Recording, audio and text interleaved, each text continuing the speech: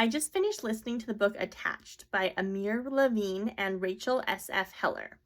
This is about the different attachment styles we have and the way we connect to people emotionally from the time we're children into our romantic relationships. I picked up this audiobook because my therapist recommended it, and I found it very enlightening. So basically, there are three types of people in the world. There are people who are anxious and will focus on something and be super stressed about it and be super emotionally invested in things to a degree that's pretty unhealthy, but they'll be all in and try super, super hard. There are people who are avoidant, who will emotionally distance themselves from their relationships and situations and just kind of step back and not invest and withdraw from their emotional relationships. And then there are secure people who handle relationships in a healthy, well-balanced way with a reasonable amount of emotional investment and attention given to the relationship. There is also a fourth category that's very rare, where you are both anxious and avoidant, though that doesn't happen very often. Mostly it's the main three. You can try to guess which one I am. Here's a hint: if you are secure, your therapist probably does not recommend this book to you.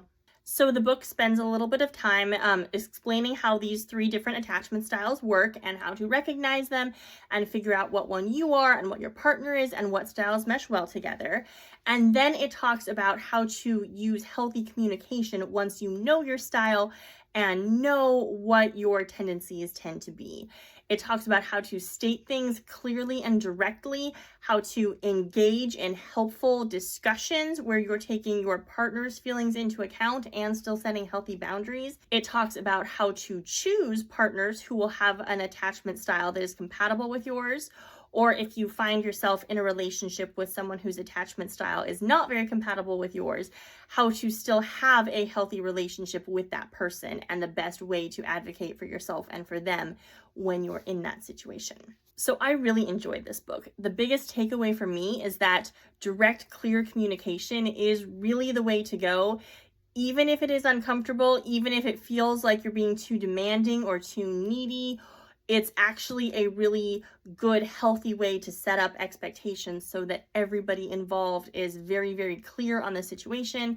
And even if you don't want to have these uncomfortable discussions, clearly saying what you need will help your partner understand, will help you understand, will just help everyone have a better, more balanced relationship and get all of their emotional needs met, or realize that you're not a good fit for each other, so you can go both find people who do have the capacity to meet your needs and help you live a happy, healthy life. So I would highly recommend this book to everyone. If you are one of those happy, secure people who are supposedly 50% of the population, you probably don't need this book.